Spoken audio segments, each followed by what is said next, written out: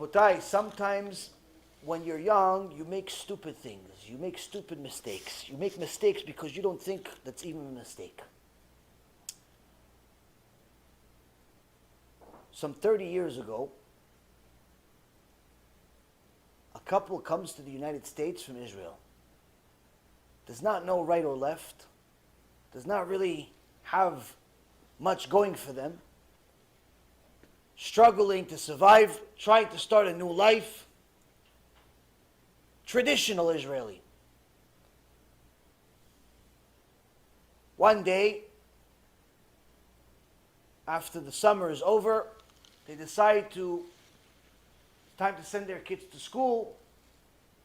They don't have money to go pay these yeshivot. They don't really think there's that much of a big deal to send their kids to American schools. And they send the kids to public schools. As the years pass and the parents get older, they see that the simple act of sending their kids to school with goyim was the biggest mistake they made in their life. Why? Because out of the 4 boys that they have in the house, 1 is still too little, but the 3 older ones are all going out with goyot, one after another. They can't find a Jewish girl for their life. They're going out with new goyot every week, every month, every year, planning to marry the goyot. And during this time, the parents start doing tshuva. The parents start realizing that HaKadosh Baruch Hu runs the world. Maybe we should stop working on Shabbat. Maybe we should start keeping Shabbat. Okay, but what are we going to do with our kids? They're still with goyot. And one day, they realized that it's too late. The kids already feel and act like goyim. They consider themselves Jewish. They go to the Knesset a few times a year. They have kiddush. But as far as marrying goyot, being with goyot, doing things that goyim do, they don't think about it twice. Why? We went to school with them. We hung out with them. We were friends with them. What's the problem?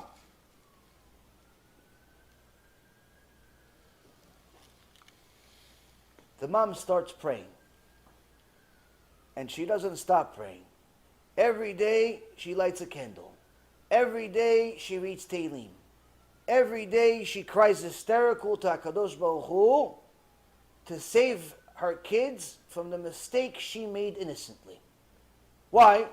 She was 30 years old. She didn't know right or left.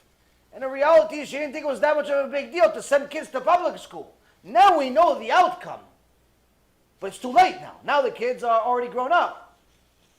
This one has that business, this one has that business, this one has this one has that. What am I going to do? Rabotai, she prayed for our kids for 20 years. 20 years every single day, calling rabbis from all over the world, asking for blessings, asking for all types of sgulot, doing all types of mitzvot, taking on more mitzvot herself, organizing Shiur Torah, everything and anything she can possibly do, save my kids. Why? One of them is about to marry someone, she's not Jewish. The other one is a new girlfriend every day, none of them are Jewish. The other one, who he doesn't even know himself he's Jewish. Each one is worse than the other. 20 years she prays for them. Baruch Hashem, the first one starts doing tshuva. 1 down. Second one lives his life, starts doing tshuva a little bit, gets stronger. Baruch Hashem. Third one is the problem. Why? Third one has all that life has to offer materially and is not willing to listen to anything that anyone says. Why? He's the boss. When you're the boss, one of the great benefits of being the boss is no one's allowed to tell you what to do. So you try to tell him what to do and he says, okay. Door's over there. Don't let it hit you on the way out. I appreciate your opinion. I have one too. I have two opinions actually for each one you have. He's not willing to listen right, he's not willing to listen left, and it gets to a point where the prayers have to get stronger, but the prayers are not enough, so Hashem has to get involved because the prayers are not sufficient. As I told you, Rabotai, when the prayers are not sufficient and the ears are not listening, then HaKadosh Baruch Hu gets involved. But when HaKadosh Baruch Hu gets involved, it's much, much more painful. And he goes into a battle for his life for years. And throughout that battle, eventually he realizes that HaKadosh Baruch Hu runs the world. And little by little, he does tshuva. And today he's in front of you. The amount of prayers that my mom prayed for me, I don't know how many they are. All I know is for 10 years. 10 years, she prayed for me day and night, just so we can fix an innocent mistake from 30 years ago. What was the mistake? Send the kid to school, just the wrong one. That's it. She didn't send me to go eat pig. We never ate pig. Not in the house, not outside the house. She didn't send me to a casino. She didn't send me to go sell drugs. She didn't send me to become a murderer. No!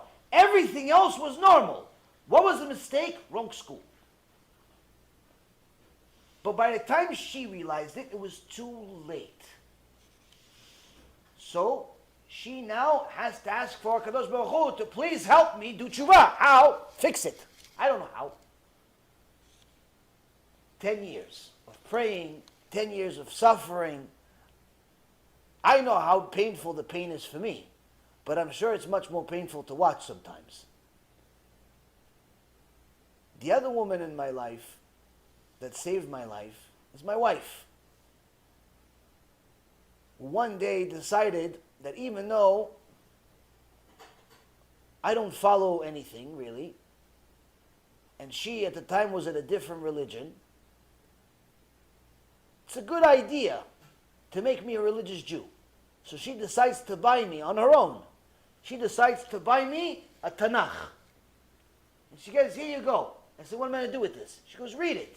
It's about your heritage. It's about your history. It's where you came from. That's what's going to give you the answers.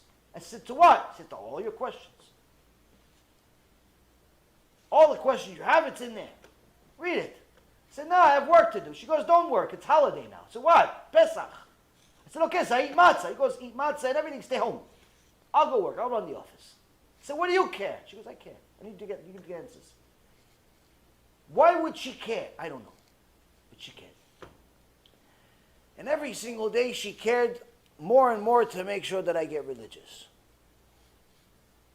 Every day she cared more and more that I get connected to the source. Every day she prayed. Every day she took me to the hospital whenever was needed. Every time she looked for more doctors and more medicine and more prayers and more this and more that. And you see, Rabotai, when you actually start thinking about the women in your life, whether it's your wife or it's your mom, really, if you really think about what they've done for you, you arrive at a few conclusions. First, you can never repay them, because the things they did for you, you can never return. You could buy them any present in the world, won't help. You could pray back for them, still won't help. Why? You're praying for them under different conditions.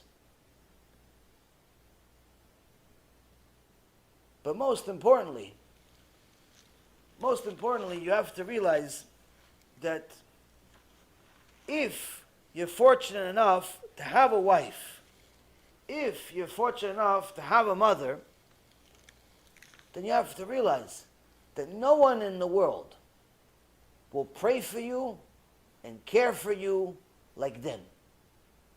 They're the only ones that are going to care for you, even if sometimes they're mad at you, even if sometimes they don't feel like talking to you, even if sometimes you disagree with them. At the foundation of it all, the Torah still obligates you to honor them, to fear them, to love them, to connect to them. You have to. You have to do it. Why? Because you owe it to them. Because if it wasn't for them, we wouldn't survive a week. Now, if a person has a wife that's an enemy of God, then that's a different story. If he has a mom that's an enemy of God, it's a different story. But it doesn't mean you disconnect from them automatically. It means you have to treat the relationship differently. As long as they're not instructing you to be an enemy of God, you can have the relationship with them. But if they're telling you you have to be an enemy of God, then obviously that's a problem. The point is that you cannot just simply cut off people because they disagree with you. You cannot cut off your past because your past is not something you're interested in. You cannot simply ignore the magnitude of things that they've given to you. The fact that your wife is tolerating you at all is already a miracle if you're a guy. The fact that your mom carried you for 9 months is already something you can never repay. The fact that they're literally there for you and willing to pray for you day and night, just because you have a little cold and you're acting like a baby, should remind you that no one in the world will ever love you like them. No one. This is important to remind ourselves. Why? Because sometimes we get annoyed by them and by everything around them and by everything. But if we're constantly reminding ourselves what the Ramban started his letter with, that yes, you have to listen to the Musar of your father, but you also cannot forsake the teachings of your mother, the guidance of your mother. Even if sometimes your mother makes mistakes, even if your mother sometimes sounds like she doesn't make any sense, even if your wife has an opinion that makes her sound crazy, even if your wife sometimes makes you crazy, in the end, that's you. That's your foundation. That crazy is you. That crazy is you. That foundation is you. And whatever you do with your parents, remember, it's measure for measure. Your children will do to you. You disconnect from them, you care less about your parents, guess what? Your kids will also care less about their parents. You send your parents to some nursing home that abuses people and never check in on them and care less about them, guess what? One day you'll be that. You'll be old. You'll be gray. And they'll send you, your kids are going to send you to some nursing home where they put you next to some dog. So, yes, it's difficult. But that's why the Chachamim say that honoring your parents, it's not just one of the foundational mitzvot of the Torah. It's also one of the most difficult mitzvot in the Torah. It's also one of the most difficult mitzvot in the Torah. But difficulty never absolved you. The fact that it's difficult, that's why there's a big reward for it.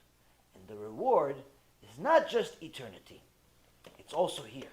That's why it says when you honor your parents, you get a long life. Not just a long life eternally, but a long life here. A life that's worth living. It starts with respecting your mom.